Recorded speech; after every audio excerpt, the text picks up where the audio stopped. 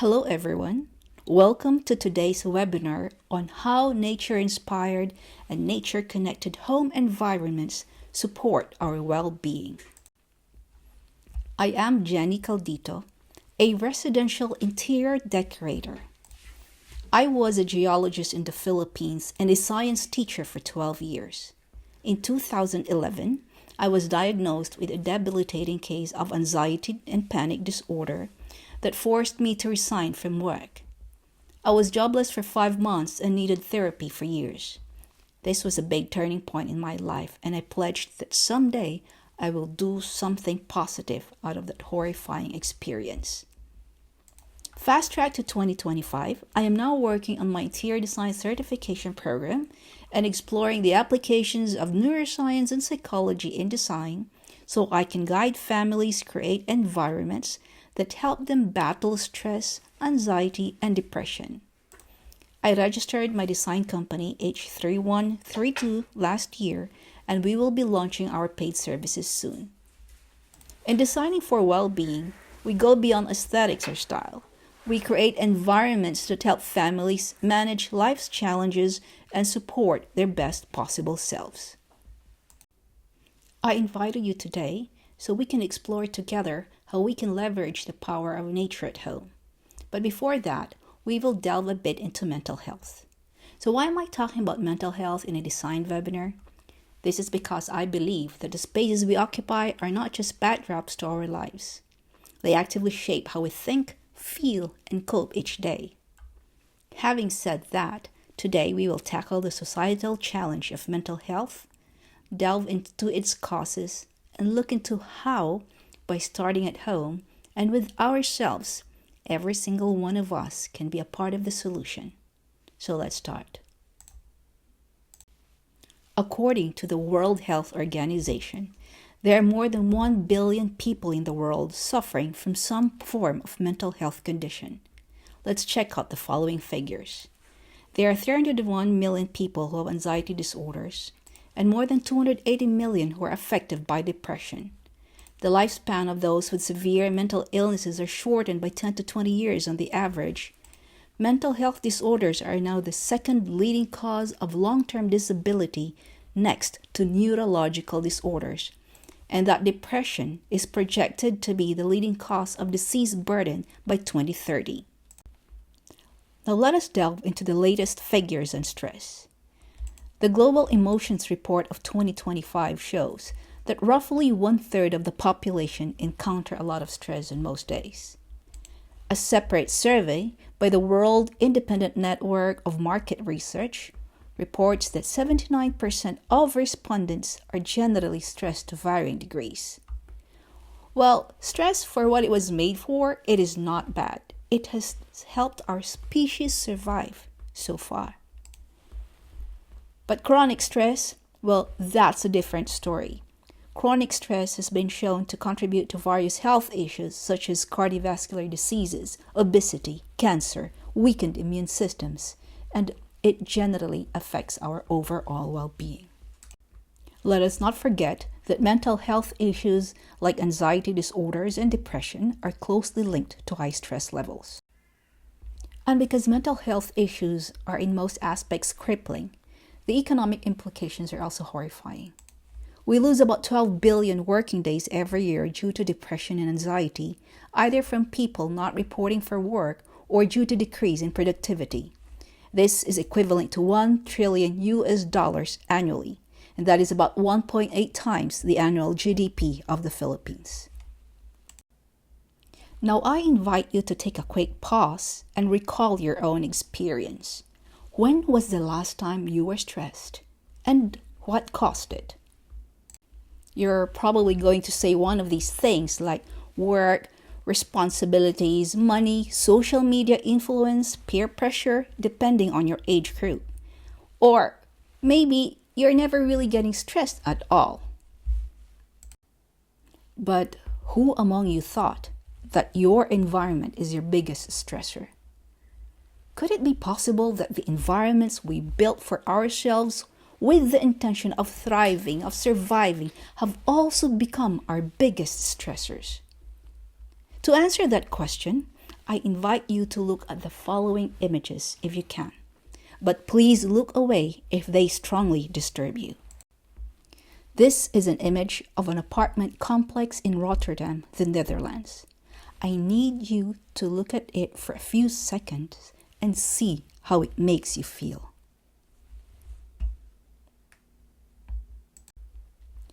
This second image shows a facade of a modern building in New York. Again, please spend 5 seconds on it and see how it makes you feel. And this last image, it is a scenario common to Filipinos. On an ordinary day, this is what rush hour looks like on the streets of Metro Manila. Again, 5 seconds please.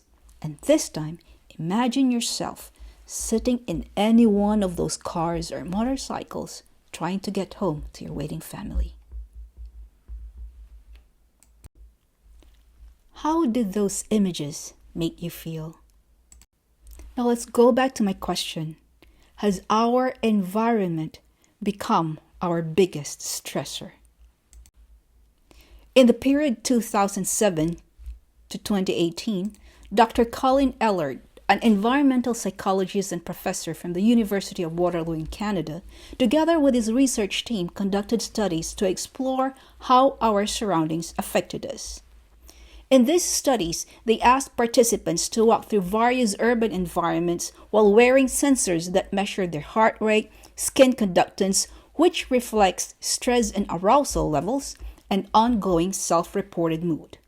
By tracking these physiological and emotional responses in real time, the researchers were able to directly observe how different types of spaces like busy streets, natural parks, or quiet squares influence our bodies and minds throughout the day. They found out that monotonous, lifeless urban facades like long, blank walls, concrete-heavy areas, or crowded environments often increased stress and lowered our mood.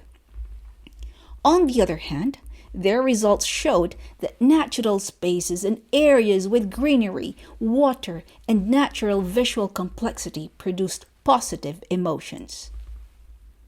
One of the observations during the study is that when the subjects approached a wide, exposed intersection, basically before crossing a street, their arousal levels and stress markers went up.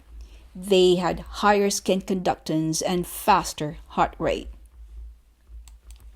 These results show that urban design in particular, shapes our stress physiology, which, if repeated daily, can accumulate into chronic mental health issues, anxiety, and fatigue.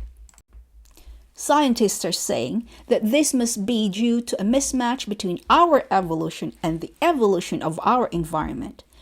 What this means is that our bodies develop the stress responses to help us handle sudden dangers.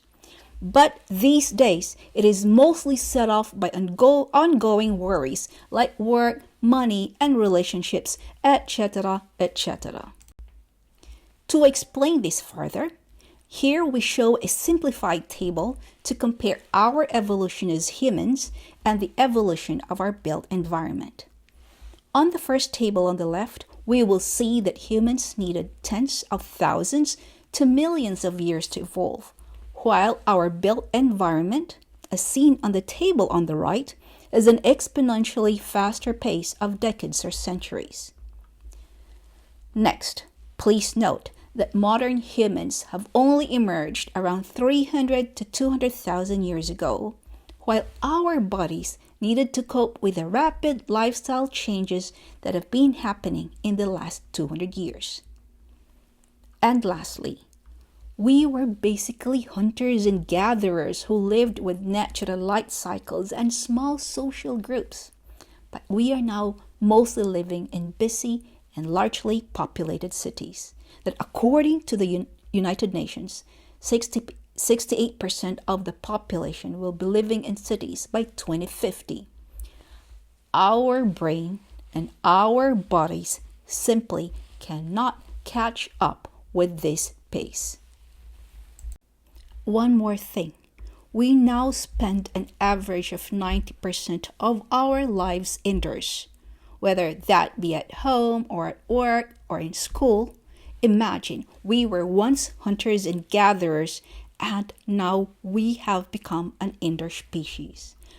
For me, that equates to spending more than 21 hours of the 24 hours of my day indoors, or 27 to 28 days a month, or 328 days a year. We cannot simply keep on living like this. What has happened is that our consumerist society, with its ever-increasing reliance on technology, has effectively distanced us from the natural world. And this has resulted in a decline of our well-being, in addition to the decline of the natural environment's well-being, which will be another topic, by the way. It is time to reverse the trend. It is time to reconnect with nature.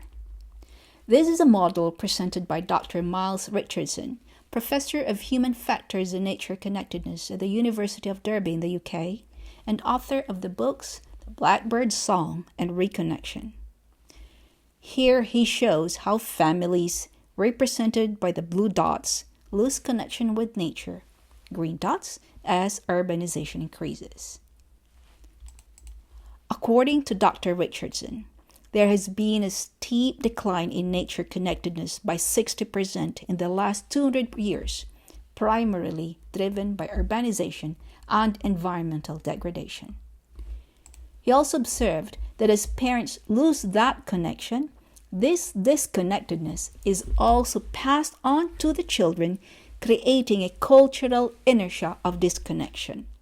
He posits that the decline in the well-being of our natural environment and our well-being are strongly connected to our loss of connection to nature. And for us to be able to really reconnect with nature, it is necessary to realize that 1, we are a part of nature and not simple stewards of nature, and 2, to cultivate a deep emotional bond with nature. And given that we are now largely an indoor species, it is then necessary to look for solutions that we can also start from our indoor environments. We can then start at home. I propose we start at home because it's the environment we spend the most time in and the one we have the most control over. It is what sociologists refer to as our first place, our sphere of family life, our shelter and personal identity, where we are supposed to enjoy utmost comfort, privacy, and intimacy. This is where we normally start and end our days. For us to be fully reconnected to nature, first we have to understand our nature. And one aspect of understanding our nature is understanding the rationale behind our connection to nature. This brings us to the theory of biophilia. Now, the concept of biophilia is not new. It has been there for decades, but it was in the year 1964 when Erich Fromm coined this word, and it was eventually popularized by the biologist Dr. Wilson in 1984 as our innate tendency to focus on life and lifelike processes, because it is strongly connected to our nature and our survival. Biophilia is not just about bringing in plants inside, but more about why we seem to love bringing in those plants indoors, for example, and more. And where does this innate tendency come from? According to the savanna hypothesis, this love of life and living systems, it stems from our evolutionary preference for landscapes that resemble the African savanna, where our ancestors evolved.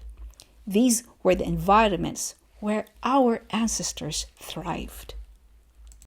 Just to recall, a savanna is a mixed grassland ecosystem characterized by open, grassy plains with scattered trees and shrubs, typically found in tropical and subtropical regions with distinct wet and dry seasons. The savanna hypothesis says we love open grassy areas for visibility and movement. That we love trees because of the shade, refuge, and vantage points they provided us. That we are drawn to water because it was necessary for our survival. And that in those times there was variety in texture, color, and space, as opposed to the mostly boxed and monotonous structures we find ourselves in now. We now leverage this understanding and bring it to our spaces through what we call biophilic design. You have probably heard of this term before.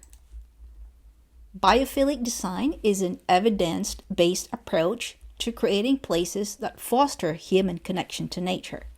It is not just about bringing in plants, like I said earlier. It is about creating spaces that foster our connection to nature by embedding natural elements or representations of them into our built environments. There are 14 patterns or strategies of biophilic design, which have been summarized by Stephen Kellert and Bill Browning of Terrapin Bright Green into what they called 3 pillars or categories. For today, we will use the nomenclature proposed by Bill Browning and his team and stick with pillars. So, these 3 pillars are 1. Nature in space, or what we see, feel, touch, or hear from real nature. Next, we have natural analogues. These are the materials, colors, shapes, and patterns that remind us of nature. And lastly, nature of the space. This is about how our rooms are arranged to echo safety and the inviting places in the wild. These categories help organize the 14 patterns, 15 now, which explain how our senses and minds connect with nature at home or in any other place. Before we move on to the patterns, let us see how nature positively affects our brain and body. Scientific experiments and studies have shown that biophilic design is beneficial to us in so many ways, and here are just some of those benefits. 1. Stress reduction. When we see trees, water, or greenery, our body shifts into the rest and relax mode. This slows our heart rate, lowers blood pressure, and calms our muscles, helping us recover from stress. It helps our brain have that much needed break from all the information processing it does, allowing for our prefrontal cortex to recharge. This is called attention restoration. And because our stress hormones are lowered, this also helps us have better concentration. It helps us to think more clearly. Nature also shown to boost positive emotions by increasing our feel-good hormones, and that it can also help boost our immune system and help us sleep better, which are crucial to healing. The 14 patterns of biophilic design, which were taken from the book of the same title, are summarized on the table on the right, where we also find a summary of the benefits from each of the pattern, as well as the references for these benefits. We shall be looking into some of these patterns, how they benefit us, and how we can incorporate them at home in the simplest of ways. Please note that the suggestions here are simple steps that you can use at home and also in other places that you frequent. I strongly recommend to collaborate with professionals, especially those who are certified biophilic design practitioners, to check if your homes do actually meet your sensory, cognitive, and behavioral needs. They can help identify which strategies would be most fitting for your family. Now, going back to the table, please note that the list of references stated here are also found at the end of the section. The first category of patterns, focuses on our actual connection with nature. Again, these are elements which we actually find in nature. The first pattern is visual connection with nature. Like we learned earlier, when we see trees, water, or greenery, our autonomic nervous system, or the body's automatic regulator, shifts into rest and relax mode. This slows our heart rate, lowers blood pressure, and calms our muscles, and helps us recover from stress. The first pattern encourages us to create an inner-outer living space.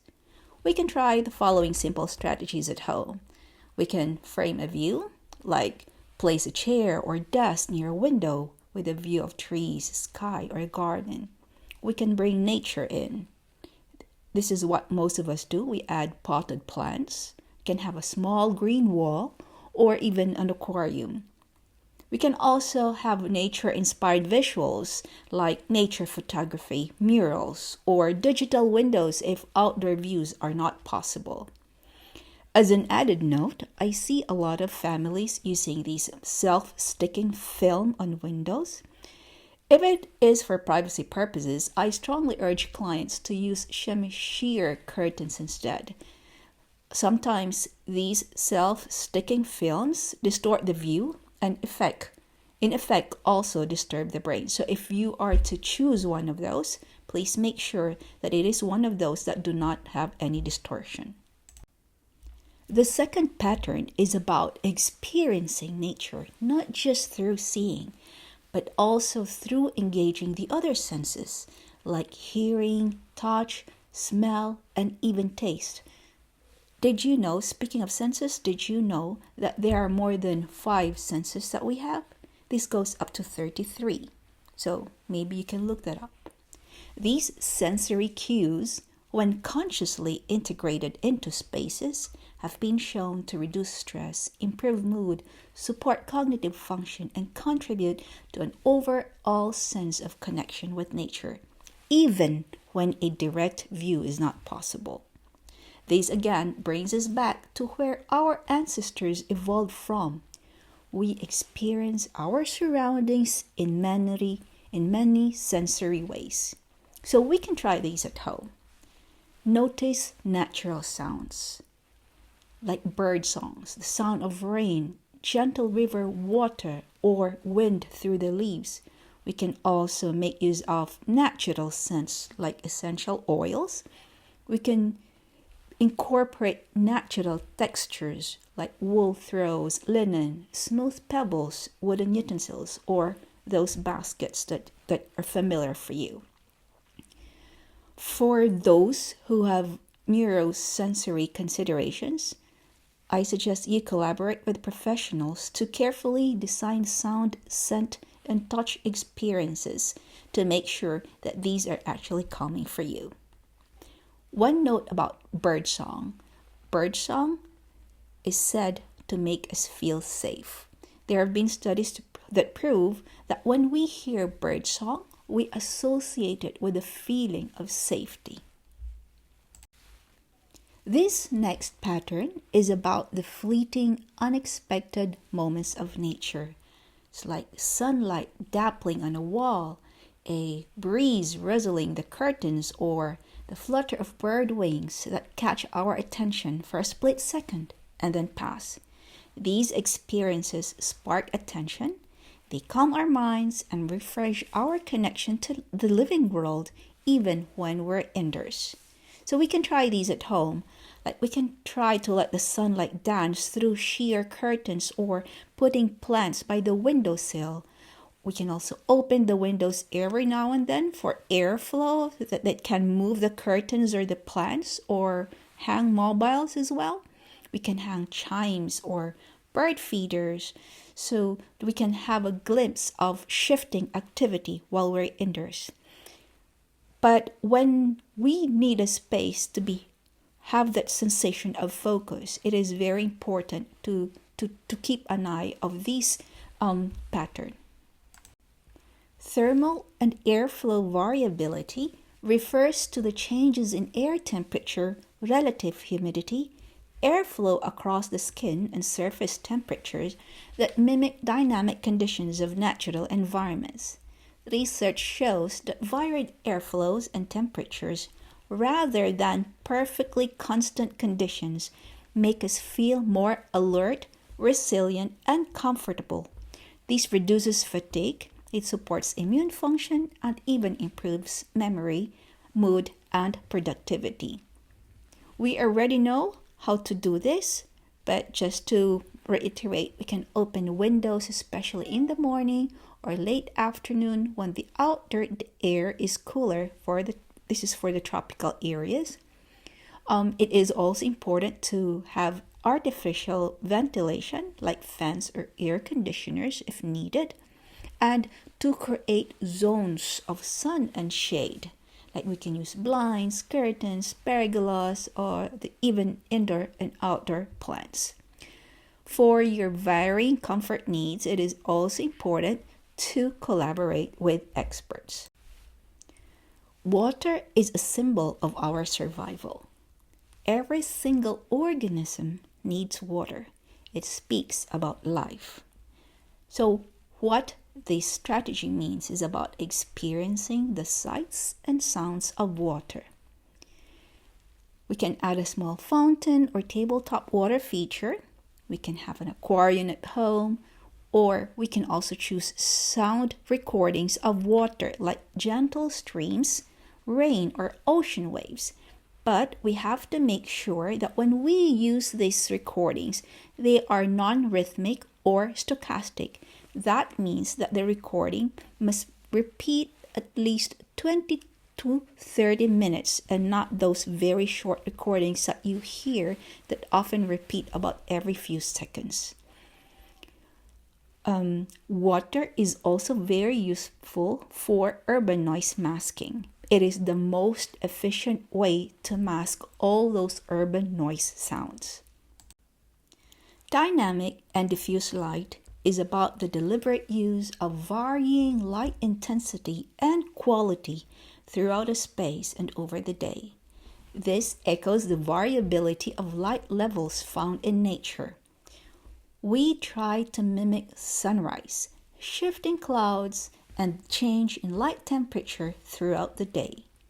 We pay particular attention to maximizing the use of natural light or mimicking it in spaces that have no access to it. The presence of natural light is very important for regulating our circadian rhythms. This is our sleep-wake cycle, which governs our sleep, alertness, hormone release, and many of our biological functions such as metabolism. That means we strive to have dynamic natural light during the day and dimmer, warmer light in the evening. This helps keep our internal clock in sync, leading to better sleep, energy, and health. By using sheer curtains or blinds, we can let the sunlight in but have it filtered and prevent glare. We can layer different dimmable light sources like floor lamps, table lamps, wall sconces for different needs to mimic the variability of the sun, and use proper lighting temperature. In most cases is about 2700 Kelvin to 3000 Kelvin. And for higher level of visual comfort, I would suggest to collaborate with lighting designers and specialists to create homes with proper lighting, smart lighting, daylight optimized windows, and layered treatments that support our natural rhythms. Now we move on to the second category, or natural analogues. These are representations of nature at home or indoors and how they evoke similar responses to the real thing. We focus on how nature is shaped, colored, formed, made of patterns, and see how we can mimic this. One of the ways to mimic nature is to use biomorphic forms and patterns. These are symbolic references to the arrangements that appear in nature regardless of what material is used. This includes organic shapes, curves, fractals, spirals, and arrangements, layers of leaves of a fern, for example, shells, ripples, honeycombs, or tree branches. Research shows that when we see these forms, our brain recognizes them as familiar and safe, and that reduces stress and enhances comfort, creativity, and visual pleasure. We can add curved or organic shaped decor like vases, bowls, lamps, etc. with wavy lines rather than sharp geometric shapes. We can display nature-inspired textiles or art in our rugs, pillows, or wall art. We can also incorporate handcrafted or artisanal pieces which have natural symmetry or organic flow. For your neurosensory considerations, please again collaborate with designers and therapists to thoughtfully incorporate nature-inspired shapes without causing overwhelm or discomfort. The next strategy is about material connection with nature. This means we are now using materials and elements that are sourced from nature and have distinctive natural textures, colors, and patterns. So this time, we are actually filling our home with real natural materials. We can try to choose real wood over laminate, like timber or bamboo for tables, shelves, cutting boards, picture frames, flooring. We can incorporate stone, clay, or natural tiles at home, add natural fabrics and fibers, and display raw or unfinished natural elements like those what we collect outside when we walk with our children. Now, for bigger renovations, I suggest to work with architects and designers to specify sustainably and ethically sourced real wood, stone, bamboo or textiles, floor walls, cabinetry, and built-ins, and to collaborate with therapists and designers for calming or stimulating textures and patterns if you have neurosensory issues. In nature, there is complexity and order. So complexity in order is about bringing layered, organized richness, like nature's patterns, fractals, and harmonious groups into our homes. This balance keeps our spaces engaging but restful, reducing stress and supporting well-being, creativity, and focus.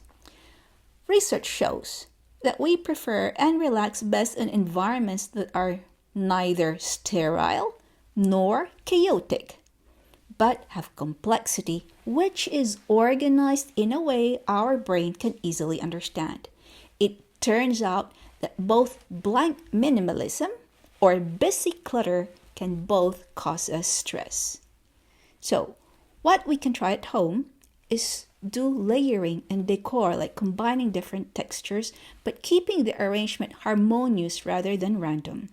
We can arrange them in their natural groupings, like when we group objects like plants, books, vases in odd numbers and at different heights by echoing how the elements gather in nature and to have repetition of these motifs or patterns. If you need help, designers can plan shelving, built-ins, or wall art installations that create dynamic but organized visual interest rather than a blank wall or overwhelming clutter. The last category is nature of the space. This is about experience and psychology in the space. It focuses on how environments make us feel safe, curious, and oriented. The two patterns, prospect and refuge, are often discussed together. So I put them together in this slide because they fulfill in a complementary way the human needs for openness and safety and space in spaces. Simply spoken, prospect is that feeling of having a view or the ability to see into the distance. Refuge is the feeling of having a cozy nook or of being sheltered.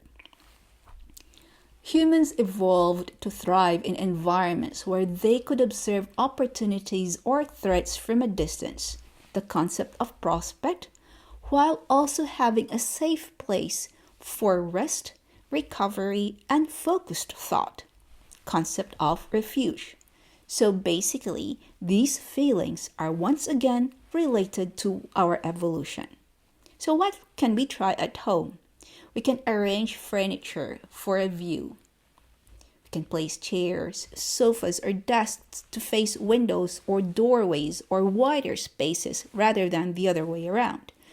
And we can create cozy retreats with a chair on a corner, a reading nook under the stairs, or a window seat with cushions and a soft throw. Or we can combine the two together.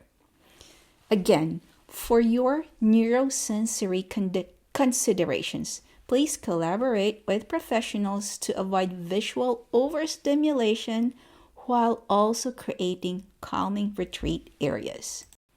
Once again, biophilic design is more than simply adding plants at home. It's about fostering nature connectedness. By deepening our understanding of both our environment and our own human nature, we can design spaces that truly work for us. We can begin with small, meaningful changes at home, and we can go farther by collaborating with skilled professionals who can help us transform our environments into supportive, enriching, and healing places which are uniquely shaped by science, histories, values, and well-being of every home and every family. In these next two slides, you will find the list of references cited in the section of biophilic design.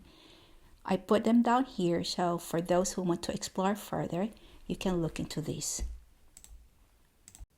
All these references are also found in the 14 Patterns of Biophilic Design by Browning and Terrapin Bright Green. Thank you all for joining me today and for being part of this important conversation. I hope you're leaving not with just new ideas, but also possibilities for how your home, classroom, or workspace can truly support your well-being. Remember, leveraging the power of nature isn't just about adding a few plants. It's about shaping environments that help us all feel safer, calmer, and more ourselves.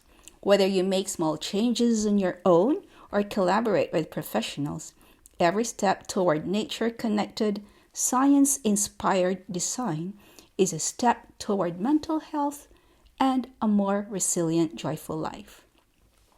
If you have questions, or you want to connect further, or need support as you bring these ideas to life, please feel free to reach out to me through these platforms. And if you found value in today's session, I would love it if you would share what you learned with someone who might benefit. Together, let's create spaces, not just to live, but to truly thrive.